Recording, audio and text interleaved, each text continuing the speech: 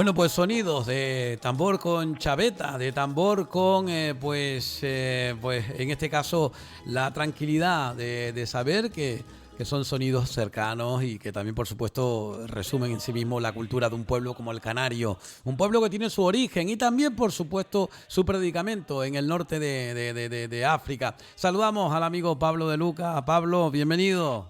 Win, ¿qué tal? Buenas tardes. ¿Cómo Bueno, están? pues Bueno, ahí buenos va. días, Tim porque Tiwin. como el programa se va a poner por la noche, por la tarde. Sí, bueno, tú sabes que, mira, de hecho incluso tenemos gente que nos escucha en Andalucía, me dijeron, y Ajá, que, bueno, tú sabes que no hay fronteras ni digamos, con esto de la técnica, sí, en diferentes continentes, pero un mismo lenguaje, una misma forma de entender la cultura canaria y también, por supuesto, aprender de personas como sí, Pablo de Luca con respecto a vale. esa lengua, tamasí guanche y, bueno, todo lo que aquí se prodiga. De antemano, muchas gracias, ¿eh? Pues vale, Tanmir, Tanmir. que es el nombre del programa. Sí, señor. Lo que pasa es que lo canalizaste y le quitaste la T, pero bueno, lo mismo, No, Telmir. no, no dije yo Talmirt. Sí, Voy muy sí, rápido, como te dije. Telmir. Muy bien. Pero bueno, de todas formas es correcto, ¿no? Porque es una canalización de la palabra, ¿no? Telmir. Sí. Bueno, pues Bueno, nosotros pues aquí estamos con hoy Pablo de Luca. Pablo me hoy decía, vamos a hablar Isidro, ¿de qué? sobre lo que es la descendencia del Mencey Ventor, ¿no? Ajá. Sabes que fue el último Mencey de Taoro que resistió la conquista castellana. No se sabe bien si fue hijo, algunos autores dicen que era hijo de Benitomo, a su vez hijo de Bencomo, ahora explicaremos, porque hay una confusión Ujú. con respecto a este tema, ¿no? Con Sí, respecto a la genealogía del Menceyato de Taoro, ¿no? sí, sí. Pero bueno, desde el punto de vista de lo que es la descendencia del linaje real, Bentor sí pertenecía a la familia real y Ujú. fue el que tomó el mando a la hora de la muerte de Benitomo, que era hijo del gran Bencomo. O Sí, sea, que si volvemos para atrás, tenemos a Bencomo haciendo una relación cronológica de los hechos, ¿no? sí. Tenemos que el Mencey Bencomo murió en la batalla de San Roque en La Laguna en noviembre de 1495. Ahora dentro de un mes se cumple el aniversario, ¿no? La famosa batalla de San Roque, Sí. junto con su hermano Achimencha Tinguaro, ¿no? Tinguaro y Bencomo resultó mortalmente herido y después murió, ¿no? Ujú. El gran Bencomo, el Mencey Benchomo de Toquila, Sí. también llamado Benchomo o Bencomo, ¿vale? Ujú. Muy bien, este Mencey tenía varios hijos, ¿no? Entre los que se destacan, bueno, Tácil, Ruimán, María Bencomo, etcétera, y el primogénito era Benitomo, según habla Leandro Serra de Moratín, ¿no? Y también está recogido en la historia del pueblo guanche de Betecura Afonso. Este Benitomo Ujú. era el hijo primogénito, que tomó el mando de una forma, diríamos, circunstancial debido a la muerte del padre en la batalla de San Roque Sí. en 1495, y entonces estuvo gobernando pero poquito tiempo, porque al poco tiempo, se puede decir que hacia 1496 principios murió, ¿no? Sí. Y entonces fue cuando tomó el mando del Menceyato de Taoro Bentor, que era un cigoñe, un capitán, un bravo guerrero, un noble, y entonces, bueno, a partir de ahí ya viene la historia que vamos ahora a la historia real, verídica, recogida Sí. por también otro gran genealogista como Leopoldo de la Rosa Olivera, ¿no? En el año 1967, que publicó La familia del rey Bentor. Ujú. Esto es importante porque nos narra, incluso, aparte de apellidos que todavía están circulando por ahí en las familias canarias, sobre todo del norte de Tenerife, ¿no?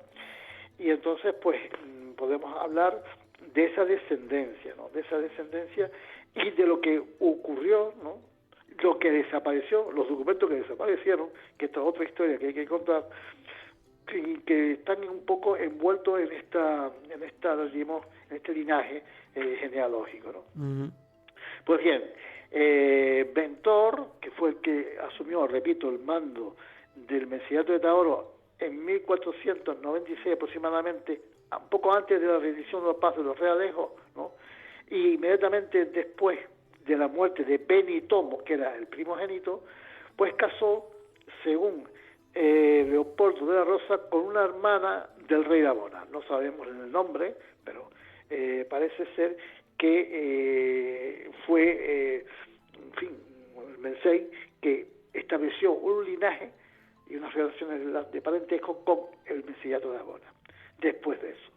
Y tuvo como hijos a dos, un chico y una chica. Bien, un hijo de Ventor fue vendido 2 veces por el adelantado Fernández de Lugo, y entonces fue vendido y parece ser que lo hizo en la isla de La Palma. O sea, parece ser que lo vendió allá, ¿no? Este hijo, que no se sabe el nombre ni nada, sino solamente que era un hijo de él, ¿no? Y que parece ser que fue esclavizado en la isla de La Palma. Y la hija de Ventor tomó el nombre de Ana Gutiérrez, sí, y casó con un conquistador llamado Martín de Mena.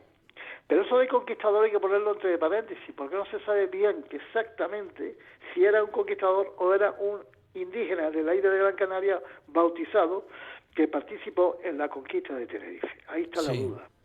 Por tanto, este hecho lo da a conocer Leopoldo de la Rosa Olivera, diciendo que Martín de Mena dice que se desconoce dónde y cuándo nació, pero hay un dato que nos llama mucho la atención y dice que no sabía escribir, y esto era algo un poco raro, ¿no? En un, vamos a llamarlo así, alguien que no fuera, en fin, un colono o algo así, o conquistador, y de que en el hecho también que de Gran Canaria hubiesen personas de su apellido, ¿no?, que se dedicaban al comercio, es posible que fuera un comerciante no canario, pero no se sabe exactamente si era o no era, ¿no? Por tanto, porque había unas costumbres de casar a gente de la isla de Tenerife con gente de Gran Canaria, estamos hablando de isleños, una vez terminado, o ya próximo a la conquista de Tenerife. Pues bien, esta Ana Gutiérrez que casó con Martín de Mena, tuvo a su vez a una serie de, tuvo 3 hijos, ¿no? Pedro de Mena, que casó con Polonia de Lugo, Juan de Mena y Sebastián de Mena. Pues bien, el matrimonio de esta Ana Gutiérrez, el matrimonio de Pedro de Mena con Polonia de Lugo dio lugar a una hija llamada Ana Ventor de Mena, bisnieta de Ventor. O sea que era la hija, ¿no?, de Pedro de Mena, a su vez hijo de la hija de Ventor, ¿no?, y por tanto bisnieta del gran Ventor, del que se riscó Portigaya, ¿no? Esta Ana Ventor de Mena testó el 28 de junio de 1589, ya a finales del siglo XVI, ¿no?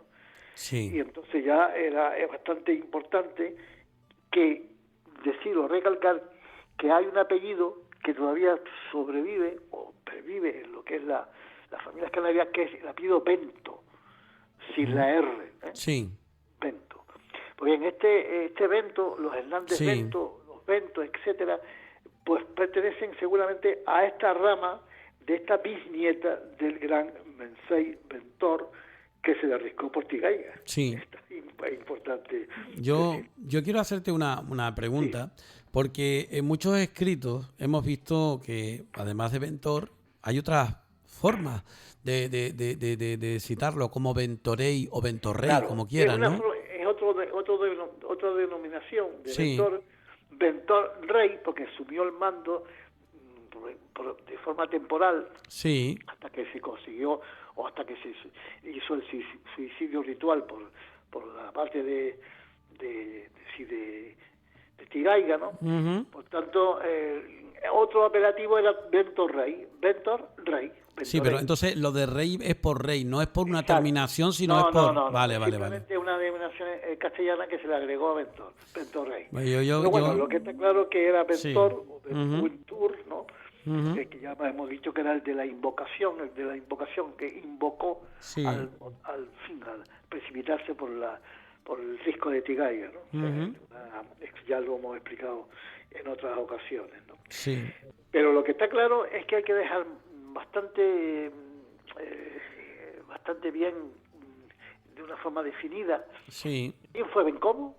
Llamado también Benchomo, porque la palabra Bencomo es una deformación del verdadero nombre o apelativo que tenía el Mensei de Taoro, que era Benchomo, Benshum. Benshum era, ya que estamos hablando de la lengua masí, que significa el mejor de todos. Ajá. El mejor, el que más vale. Sí. Y efectivamente corresponde con la, diríamos, con la semántica del término, porque los menseyes generalmente, bueno, siempre, y democráticamente eran elegidos entre los mejores, ¿no? Sí. Mejores que podían desempeñar el papel. Por lo tanto, aquí tenemos un caso de que tanto Benchomo, que murió en San Roque, en La Laguna, como su primogénito Benitomo, tomó el nombre también o el apelativo de su padre. Es igual que pasa en la familia, puede ser que un padre se llame José o como sea, y el hijo también se llame José. Puede ocurrir perfectamente, ¿no? Sí, claro. Por lo tanto, Benchomo también era el mejor. Lo que pasa es que duró poco. Murió pues entre 1494. Bueno, él por supuesto ya estaba casado, ¿no? Con una Benitomo estaba casado con una tal Sayagua o Hanagua, y tuvo a 3 hijos, ¿no? Llamados Derimán, Ramagua y Collaramba. El primogénito Benitomo del Mensei Bencomo, ¿no? Sí. Que murió al poco tiempo, ¿no? Tenía 3 hijos, repito, Derimán, Ramagua y Collaramba. Pues bien, Derimán fue el que tomó el nombre de Cristóbal Bencomo, o Cristóbal Hernández de Taoro, y fue el que hizo 3 ejemplares de la historia del pueblo guanche. Cursó estudios en España, sí, como abogado, testó o hizo testamento la Orotava entre 1553 y 1556 ante el notario Grimón, y está enterrado en la Concepción de la Orotava. Por lo tanto, Derimán, el famoso Derimán, hijo de Benitomo y nieto de Bencomo, es el famoso Cristóbal Bencomo, que heredó el apellido Bencomo, y de ahí viene toda la genealogía del actual apellido que llega hasta nuestros días, ¿no?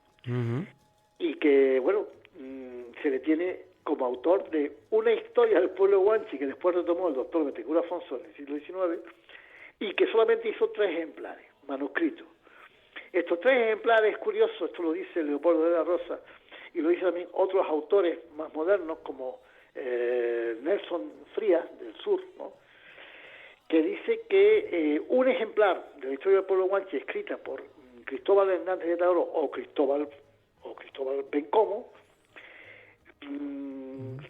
fue o cayó en poder de una familia de Vilaflor llamada Oliva, familia Oliva de Chasna, y que un carabinero español en 1820 parece que se llevó ese ejemplar hacia su tierra, o sea, desapareció.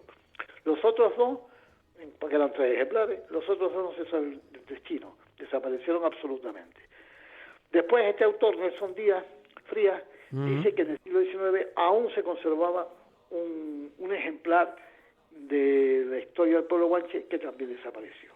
Por lo tanto, tenemos aquí un ejemplo de cómo desaparecían documentos importantes, escritos, ¿no?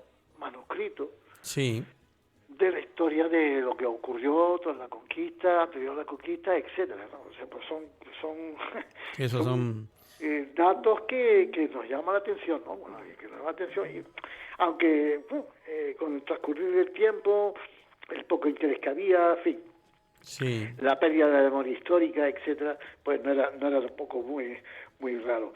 Como por ejemplo tampoco debe extrañar que una gramática guanche, sí, que claro, escribió un cura franciscano llamado Fray Bolaños, ¿no? En 1450 aproximadamente, mediados del siglo XV, en Weimar, y que pertenecía al Mensillato de Weimar, y que ejercía como evangelizador de los guanches a mitad del siglo XV, o sea, estamos hablando 1450, 1460, y que pertenecía al eremitorio de Candelaria. Pues bien, esta gramática guanche, que parece ser que la escribió este franciscano, no se sabe si está en el Vaticano o si está en una localidad del sur de España, se llama San Lucas de Barrameda. Pues, un sitio donde había conventos de franciscanos, en fin. Cierto. Salieron bastantes misioneros, ¿no? Ujú. Para evangelizar, al menos sabemos de 3, ¿no? Bien. Fray Macedo y Fray Bolaño, ¿no? Sí. Y otro más, que estuvieron en la evangelización, porque primero, Es lógicamente, que ellos querían evangelizar sí. antes de hacer la conquista militar. Es que lo que sí es cierto es que en América, por ejemplo, hay muchos de esos religiosos que dejaron un legado tremendo, y nunca mejor dicho, legajo en papeles, escritos y demás, y que es una pena que aquí estas cosas como que no han tenido importancia hasta ahora, pero yo soy de la opinión, y soy muy optimista sobre ese tema, que precisamente en Sevilla, en Andalucía, en Valencia, o incluso en el Vaticano, como dijimos en su día, pues se puede encontrar algo de ese tipo. Y yo desde aquí hago esa invitación sobre todo a la gente joven, académica, que está trabajando en la universidad, fuera de ella, para que consiga el descubrir todo ese tema y bueno, que lo conozcamos más, porque me da la impresión a mí, no sé si tú eres tan optimista como yo, pero que tiene que haber algo. No, eso está claro. Lo que pasa es que, como hemos dicho otras veces, el Vaticano no entra cualquiera. Ya, claro. Tiene que tener una serie de requisitos. Metemos a un cura guanche. Tiene que tener unas características en el sentido de ser investigador, sí. tener una serie de, claro. de recomendaciones muy específicas, porque los archivos vaticanos tienen kilómetros de longitud. Claro. Es la historia de toda la Iglesia Católica desde su fundación en el siglo III después de Cristo. Mira, hay dos cuestiones que quería preguntarte. Por tanto, hay muchísima información. Solamente y tengo... en los conventos del sur de España también. Bueno, pues solamente tenía 2 cositas. Como sé que no tienes mucho más tiempo y te he pedido disculpas porque habíamos quedado 1 hora y es otra, uno propone y aún es la técnica y las cosas disponen y te pido disculpas. Pero alguien me decía, mira, a Pablo de Luca pregúntale qué relación hay entre Arautápala y el tema de la nodriza. De la nodriza, de la que da a amamantar. Eso me dijeron a mí que lo habían leído no sé dónde y que querían saber por qué lo del Valle de la Orotava. Primero, sí, bueno, yo no tengo conocimiento ahora mismo ni información de una nodriza. Vale. Sí. No sé si hay una relación. Lo que sí sabemos es que, primero, la palabra Arautapala no es correcta, es una deformación castellana bastante fuerte. Sí. Lo que sí es correcto es Arrautaba. Arrautaba, que es justamente, ya estamos entrando también en materia lingüística, ¿no? Sí. Arrautaba es la antigua denominación de lo que hoy en día es Orotava, que es una palabra que ha permanecido castellanizada y que da nombre a un municipio, ¿no? Ciudad, hombre, yo sobre todo por el tema de relación con el arrorro, por ejemplo. Arrautaba viene compuesta de arrau, que significa hijos, o sea, el niño, el hijo, taba, que no existe, que ha muerto. Por lo tanto, estamos hablando de una localidad, de una cueva en la que se encontraron pues restos infantiles en la zona del Arrautaba. Eso está pues por la parte, digamos, descendiendo desde Aguamansa hacia lo que es la parte más inferior, ¿no? Donde bajaban las aguas, hablan las datas del agua, el agua de la Arrautaba, del Arrautaba. Por tanto, era un lugar concreto donde había una cueva sepulcral en donde se encontraron los restos del chico, del niño, y que seguramente era el hijo del Mensei de Taoro, no sabemos de qué fecha o cuándo moriría, que estaba enterrado allí. Pues te das cuenta. Porque, claro, en este caso, por ser hijo de una familia noble, del caso del Mensei, pues tomó relevancia el nombre y dio nombre, o sea, valga la redundancia, nombre a toda la comarca, ¿no? A esa zona y después, por extensión, a todo el municipio, todo lo que es el Valle de la Orotava. Bueno, muy bien. Y después desde las Islas Orientales nos escuchan también a través de la radio, también a través de los de las grabaciones que ponemos con tu foto en el Face y en el YouTube. Y me decían, dice, además de Haituca Tanajá, que dices tú, Isidro, en las Islas Orientales tenemos Datana. Creo que se dice Datana o Datana, no sé cómo es, pero que tienen un cierto significado parecido, ¿no? Sí, Datana, que significa adelante, los que combaten, ¿no? ¿Y cómo se diría? Dat significa adelante, la palabra Dat. Sí. Y después Nag significa combatir. combate. O sea, decían, adelante, combate. Es una arenga militar. ¿Y cómo se diría en Tamasig, a ver? Sí, se dice Sdatnar. Entonces, ese Sdatnar quedó en Datana, Sí, españolizado, ¿no? claro. Igual que de Aytukatanaja, Exacto, exacto. hijos del valiente, ¿no? Hijos de nuestro valiente. Muy bien, pues bueno, aprendemos muchísimo con el amigo Pablo de Luca. Lo que sí queremos recalcar Sí. es que, bueno, justamente el hijo de, repito, volvemos otra vez al primogénito de Bencomo, que murió al poco, hacia 1496, por ahí, que ya tenía 3 hijos, ¿no? Que eran los que te acabo de nombrar, ¿no? Pues al bautizarse, porque llegó a bautizarse, lo bautizaron como Cristóbal Hernández, de ahí la importancia del apellido Hernández, Cristóbal Hernández de Tahoro. Vale. Cristóbal Hernández de Tahoro, que también lo adoptó su hijo de Dimán, pero que después tomó el nombre del abuelo, como Cristóbal Bencomo. Y este fue de Dimán, bautizado Cristóbal Bencomo después, que el que estudió abogacía en España, en la carrera de Derecho, y que hizo esos 3 ejemplares de la historia del pueblo guanche, que han desaparecido. Y que afortunadamente lo recuperó el doctor Betecura Afonso a finales del siglo XIX, principios del siglo XX, con la transmisión oral de todos los descendientes, y que ahora mismo en el mercado está todavía ese libro, ¿no? Lo que pasa es que es difícil encontrarlo porque se ha agotado. Los 3 tomos de la historia del pueblo guanche. Sí.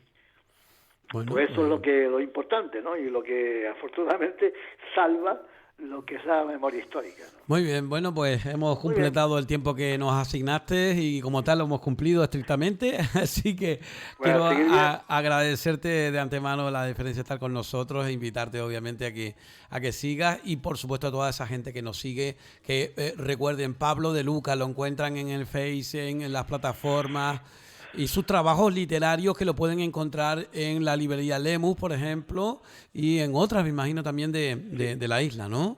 Bueno, si no se han agotado, supongo que... Si no se han agotado ya y... se han agotado, ese es el problema. Y oye, y una pregunta, ¿para cuándo el próximo?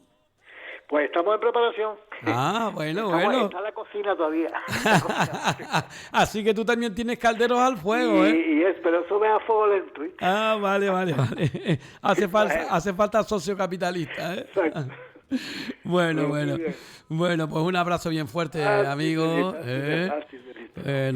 Bueno, y seguimos hablando, Tanmir. Adiós. Bueno.